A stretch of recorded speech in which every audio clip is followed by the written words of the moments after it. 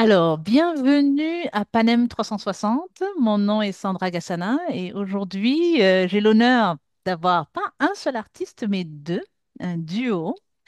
Je suis en compagnie de Zal Sissoko et Laurent Perrault-Jolicoeur qui vont nous parler de leur nouvel album, leur nouveau bébé qui va sortir demain, donc le 31 octobre, et qui s'intitule Racine. Donc, on va parler de Racine et on va parler aussi de vos parcours respectifs.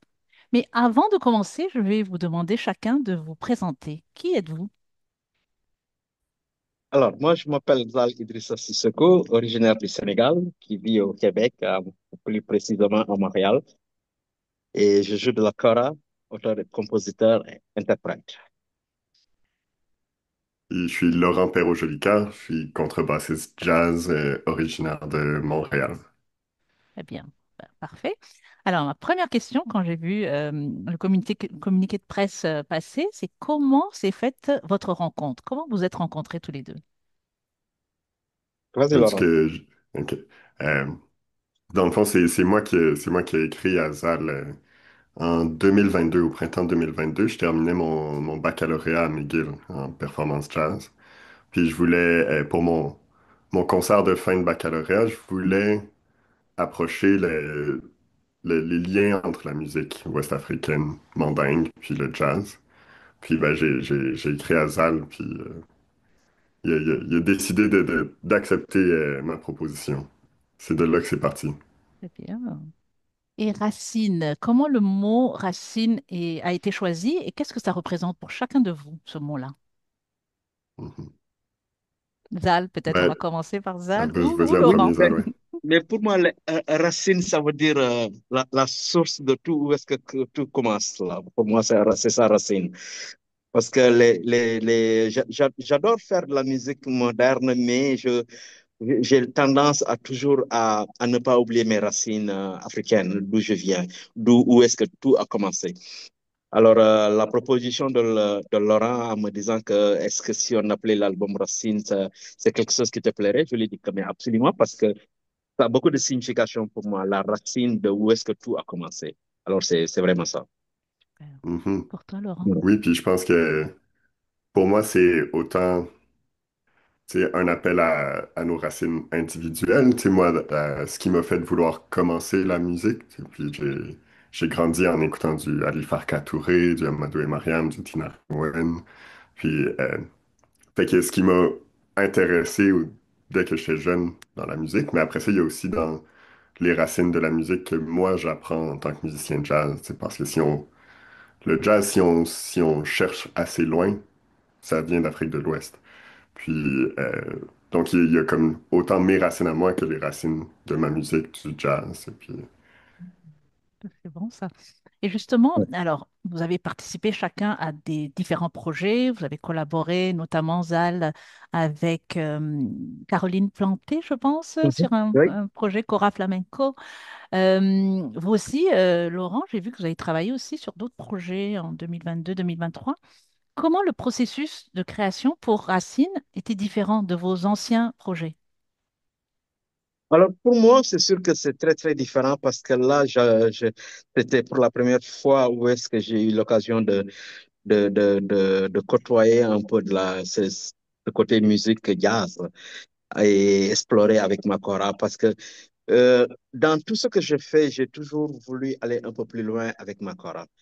Et j'ai toujours été ouvert à des propositions qui sortent de ma zone de confort, où est-ce que on parle de musique africaine et tout ça, et me lancer dans une aventure où est-ce que je vais chercher quelque chose d'autre que je ne connais pas. Parce que dans ce genre de collaboration, toujours, on donne quelque chose, mais on reçoit quelque chose en échange. Alors, c'est toujours très, très, très, très intéressant et enrichissant pour un artiste de collaborer avec d'autres styles de musique, avec d'autres musiciens qui viennent d'autres cultures et tout ça. Alors, c'est fascinant pour moi. Mhm. Superbe. mhm. Et toi, Laurent? Puis, ouais, absolument. Ben, je pense que c'est vraiment ça. Puis, je pense que ça a été super enrichissant parce qu'on vient de milieux tellement différents en termes de musique, puis on a appris la musique d'une façon tellement différente que c'est vraiment ça vient voir que la musique peut se jouer d'une autre façon. Puis on peut communiquer la musique d'une autre façon. Puis tu sais, d'une certaine façon, on parle le même langage, on parle tous les deux, tu sais, l'improvisation musicale, on parle en mélodie, mais on le parle pas avec le même accent. Puis c'est riche de voir ça, puis d'être capable d'aller, tu sais, c'est ça, d'aller apprendre les uns des autres dans ça. Puis je pense que moi, ça a été une expérience énorme pour moi, là, Mhm. de faire ça. C'est bien ça. Et comment la musique, justement, mandingue ou les inspirations, tu m'as mentionné Ali Farka Touré, comment c'est arrivé dans ton univers musical à la base, Laurent? Moi, ça vient de mes parents, dans le fond. J'ai de la famille entre autres, mes grands-parents ont habité en Afrique pendant très longtemps. Puis mes parents ont toujours écouté Ali Farka Touré. Fait que pour moi, il y a quelque chose. Quand j'écoute du Ali Farka Touré, je m'imagine dans le bas du fleuve en me rendant en camping au Bic, spécifiquement. Parce que on écoutait toujours ça dans la voiture pour se rendre en vacances. Mhm. Fait que pour moi, il y a comme, c'est vraiment rattaché ces souvenirs-là ensemble. Fait que ça vient de tout petit, là. Puis ben après ça, j'ai comme quand, quand j'ai commencé à jouer de la musique à l'école, puis tout ça, c'était comme un univers complètement différent. Puis quand je suis arrivé au jazz, c'est là que je me suis souvenu que j'avais toujours écouté du Ali Farka Touré, que j'avais toujours écouté du Tinariwen, du Amadou et Mariam. Puis fait que j'ai reconnecté avec cette musique-là, rendue une fois adulte. Ok, Dans le ok. Et justement, vous avez mentionné l'improvisation. Dans le processus pour Racine, quelle était la part de l'improvisation là-dedans? J'imagine qu'il y avait des choses travaillées, mais quelle était la place de l'improvisation?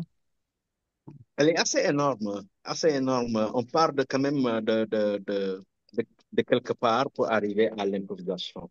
Mhm. Il y a des choses qui ont été claires au début où est-ce que il faut commencer par là, puis arriver là. Alors, qui parle de la kora, connaît que la kora, c'est un instrument à 21 cordes elle est très mélodique, mais en même temps, il y a beaucoup d'improvisation là-dedans. Alors, ça a été quelque chose de très intéressant de faire le mix de tout ça pour arriver à se comprendre et avoir ce produit-là aujourd'hui avec nous. Hmm, très bien. Et fond. la contrebasse aussi, ça donne ça? Ça donne l'espace un peu comme la chorale pour improviser? Oui, absolument. J'ai pas 21 cordes, j'en ai juste 4, mais on a quand même beaucoup de. Quelque chose. On a quand même beaucoup de liberté sur la contrebasse aussi, là. Très bien. Et justement, alors ça, il y a les deux instruments, mais il y a d'autres instruments aussi qu'on entend dans l'album. Mais il y a aussi du chant sur certains morceaux, notamment Travailleur. Il y a une autre chanson aussi où il y a Jelly Tapa Mhm. dont on entend la voix.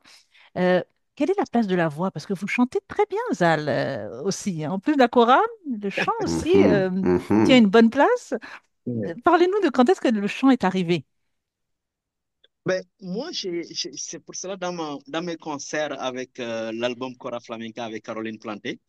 D'ailleurs, hier, on vient d'arriver d'une tournée mexicaine. Et puis, je remercie, il y a une pièce que j'ai composée pour remercier ma mère. Parce que vous savez, si vous allez sur Internet, vous regardez joueurs de Cora, il y a des milliers. Mais il y en a peut-être un 5% des joueurs de Cora qui jouent et qui chantent. C'était pas notre rôle. Mhm. Le papa, il joue de la Cora et la maman chante. Et le papa raconte l'histoire. C'est comme ça que nous, on a appris. Mais moi, j'étais tellement curieux de voir comment je pouvais mixer les deux. Et j'avais toujours triché. Quand mon papa il sort, je prenais ma kora pour venir m'asseoir auprès de ma maman pour qu'elle puisse m'apprendre à chanter et jouer en même temps. Et c'est quelque chose que je n'ai pas regretté du tout parce que ça a été très bénéfique dans ma carrière. J'ai quelquefois des concerts en solo où est-ce que je joue juste moi, kora et voix. Et la nécessité de chanter dans certaines pièces, dans mes albums, comme celui de Racine, je trouve la nécessité de faire passer mon message encore. Parce que je chante dans ma langue mandinque, qui est le mandinko, mais en concert, je prends toujours le temps d'expliquer de quoi je parle dans la chanson. Et pour moi, c'est la seule meilleure façon de faire passer un message. Parce que toutes mes compositions, je m'inspire de qu'est-ce qui m'entoure, qu'est-ce que je vois, qu'est-ce qui est autour de moi, mes relations humaines. Alors, c'est ça qui m'inspire pour écrire. Alors, la seule façon de passer ce message-là, c'est de la chanter, jouer et la chanter en même temps. Très bien. Oui, c'est ça. Mhm. Plusieurs morceaux, c'est juste instrumental, mais on est heureux d'entendre des voix de temps en temps. Ça Exact, rajoute une petite exact, touche. Mhm. exact. Alors, vous parlez de thèmes de la mémoire, l'identité, la modernité entre Afrique de l'Ouest et Amérique du Nord. Euh, Pourquoi avoir choisi ces thèmes-là? Je pense Laurent? que, moi, je peux y aller. Je pense que tu sais, c'est des thèmes qui font partie beaucoup de nos vies de façon générale, mais aussi juste de nos carrières comme musiciens. On est tout le temps en train de réfléchir à quelle tradition on appartient, puis à quel héritage on appartient, mais aussi où est-ce qu'on peut amener cet héritage-là. Puis autant dans la tradition du jazz que dans la tradition mandingue, c'est comment est-ce qu'on garde un respect pour ce qui a été fait pour le passé, puis comment est-ce qu'on renouvelle, comment est-ce qu'on amène à la situation d'aujourd'hui. Puis, fait que je pense que ça fait partie des raisons qui font que ces thèmes-là sont importants pour nous. Tu voulais ajouter quelque chose, Zal? Mais c'est sûr qu'étant musicien, quand on a la possibilité d'avoir un micro devant soi, il y a deux, trois, quatre personnes, 1000 personnes qui sont devant toi, qui t'écoutent, c'est super important pour moi de faire passer certains messages. Parce qu'on dit que chez nous, euh, la parole peut changer quelqu'un dans la fraction de seconde. Il y a des messages qui sont très, très importants que quelquefois, surtout en Occident, les gens courent tellement que on n'a pas le temps de s'arrêter pour réfléchir à certains trucs et prendre des décisions.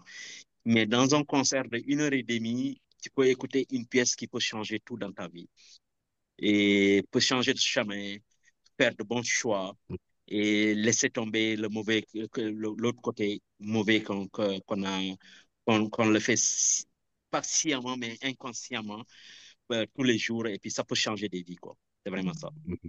Très bon, très bon. En tout cas, ça donne Mhm. envie d'entendre tout ça. Mhm. Euh, Vous avez pas mal voyagé aussi. Moi, je suis une fan du Brésil. Je sais que vous avez un projet ZAL que vous avez fait au Mhm. Brésil. Parlez-nous de votre lien avec ce pays rapidement.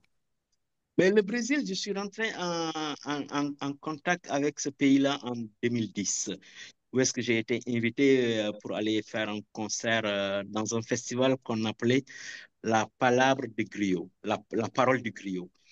Alors, tu es seul sur la scène, tu racontes ton histoire, ton parcours, d'où tu viens. Des gens comme moi qui viennent de la famille des griots, où est-ce que mon arrière-grand-père joue de la cora, de jusqu'à mon père, jusqu'à moi. Et c'est intéressant qu'aux autres, ils écoutent ce parcours des artistes. Et voilà, ça m'a ouvert d'autres portes et je me sentais comme absolument chez moi au Brésil. Par exemple, si on va à Bahia, ou bien où on trouve 90% de la population est noire, et c'est très intéressant de se retrouver où est-ce que c'est la même nourriture que je mangeais au Sénégal que je mange dans ce pays-là, de l'huile de palme et de lait de coco et tout ça. Et puis par la suite, voilà, comme Zal est tout le temps curieux, j'ai eu deux autres artistes, auteurs compositeurs, qui m'ont proposé de faire un album avec eux, qui m'a ouvert d'autres portes. Alors, d'ailleurs, dans le mois de novembre, dans 3 semaines, je vais, vers la fin novembre, là, vers le 21 novembre, je vais aller au Brésil pour faire quatre autres concerts là-bas. Et puis voilà, ça a été comme ça. Et puis, ces dernières années, le dernier mandat de Lula, avant qu'il revienne au pouvoir pour ce mandat-là, il avait mis en obligation d'enseigner l'histoire de l'Afrique dans les universités. Alors ça a ouvert beaucoup de curiosité. Les Brésiliens sont allés, noirs, qui sont allés même à faire des tests d'ADN pour savoir d'où venaient leurs arrière-grands-parents et Mhm. tout ça pour retourner voir d'où venait tout ce monde-là, leurs descendants. Alors ça a ouvert d'autres curiosités par rapport à l'Afrique. Alors la musique africaine est vraiment beaucoup consommée là-bas. Les Africains sont accueillis à bras ouverts au Brésil et on se sent comme chez nous, quoi. C'est vraiment ça. Super, Ouais. non? C'est exactement ça. Bahia, moi j'avais l'impression d'être à la maison Exactement, au pays. exactement, exact. Alors, Laurent, quand est-ce que tu vas aller en Afrique de l'Ouest, notamment au Sénégal? Quand est-ce que tu l'emmènes au Sénégal, Zal, pour Très présenter bonne, votre projet? Hmm. très bonne C'est question, ça. Laurent, allez, allez, allez. c'est une bonne question. On planifiait y aller en janvier. Là, pour différentes raisons, on ne pourra pas y aller ce janvier-ci, mais assurément, d'ici l'an prochain, ça va être fait, là. Il Il faut que je faut. visite la région, c'est sûr, là. Très, très bon. Parce qu'il faut que Racine voyage aussi. Il faut aller Exact. montrer ce que Voilà, vous avez fait exactement. ici. Et c'est vrai que, en plus du Brésil, le Sénégal aussi, c'est un autre pays coup de cœur que j'ai. Donc, je t'invite, tu vas tomber en amour, Mhm, je suis sûre. Alors, le 11 novembre, au Lion d'Or, vous serez accompagné mhm. par qui? Oui, donc c'est Simon Yonas qui nous accompagne au piano et Christina Baudry-Cardenas qui nous accompagne à la batterie et à la calebasse Ok, c'est tout. Et vous deux? en Ok, il n'y a pas quatuor. Ouais. de... Très On est bien. quatre, là. Ouais. Est-ce que Jelly va chanter, Zal? Mais oui, elle viendra faire la pièce qu'on a faite dans l'album cette journée-là. Très bien. Parfait. Alors, c'est une adresse, c'est une date à retenir au Lion d'Or le 11 novembre. Et comment les gens doivent arriver préparés pour vous écouter le 11? Dans quel état d'esprit? Ah, mais serein, et puis venir écouter notre nouveau bébé, puis c'est Mhm. un univers où est-ce que ça va être encore quelque chose de très intéressant parce qu'on va toucher les deux facettes, là, le jazz et la musique africaine. Magnifique. C'est Après, un on va être prêt rendez-vous. à les accueillir dans n'importe quel état d'esprit. Ça va nous faire plaisir de jouer de la musique à tout le monde. Très bon. Très bon. Et je sais que vous serez à la salle Bourgie le 12 mars aussi. Donc, si Mhm. les personnes ne peuvent Absolument. pas être là le 11 novembre, comme moi, qui ne sera pas disponible, je vous attends le 12 mars à la salle Bourgie. Super. Alors, Absolument. félicitations à vous deux pour ce nouveau bébé et on a hâte de le découvrir et le redécouvrir. Hmm. Merci beaucoup. Merci Merci à vous beaucoup. pour votre temps. Au Merci. revoir. Merci. Ciao, Bye ciao. bye. Au revoir.